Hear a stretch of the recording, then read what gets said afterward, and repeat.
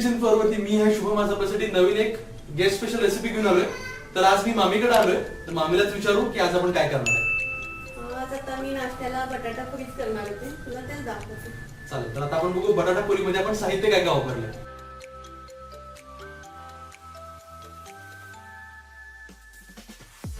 तर आता आपण बटाटा पुरीसाठी लागणारे साहित्य बघू. बटाटा एक मोठी वाटी उकडून किसून घेतलाय. गव्हाचं पीठ 2 मोठ्या वाट्या,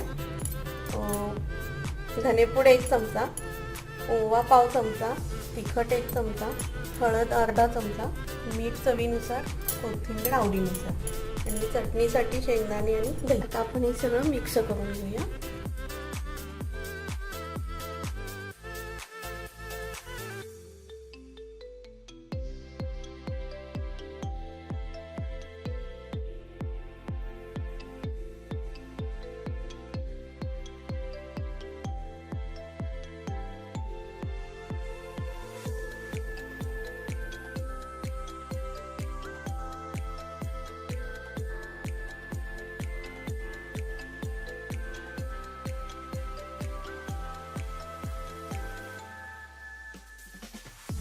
मिक्स व्यवस्थित करून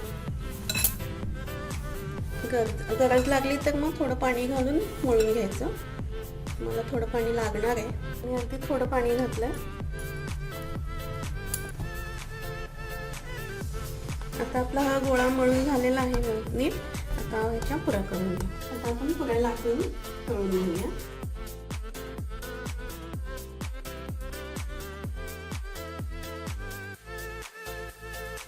थोड्याशा जाडसरच ठेवायच्या म्हणजे ते छान मऊ होतं.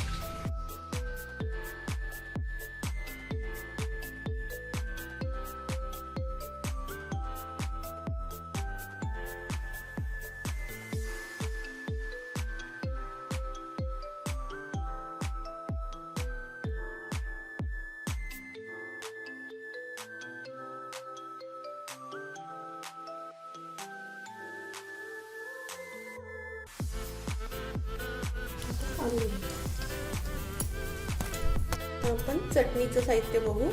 शेंगदाणे, त्याच्यात तिखट चवीनुसार, मीठ. हे आपण सगळं बारीक करून घेऊ. त्याच्यात नंतर दही मिक्स करायचं. तर हे आपण बारीक करून घेतलंय, जास्त पण बारीक नाही करायचं. आता एका बाउलमध्ये काढून मिक्स करून. चटणी तुम्ही कशावर बघा घेऊ शकता किंवा दुसरी ट्राय करू शकता.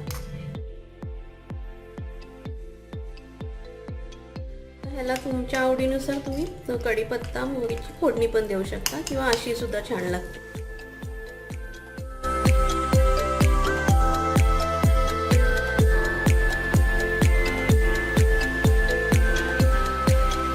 आता आपली बटाटा पुरी तयार आहे. तुला बघ खाऊन कशी वाटते. दिसताना तरी खूप छान दिसते. ही खूप छोटी आणि सोपी रेसिपी आहे. नक्की सगळ्यांनी आपल्या घरी ट्राय करून बघा. ही रेसिपी कशी वाटली हे मला लाईक आणि कमेंट करून सांगा.